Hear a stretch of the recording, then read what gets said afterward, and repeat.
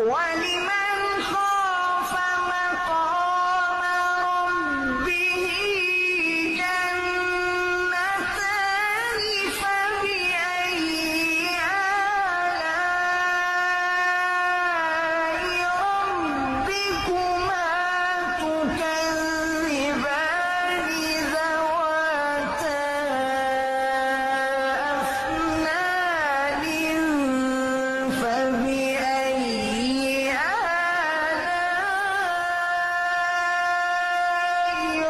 ربكما تكذبان فيهما عينان تجريان فبأي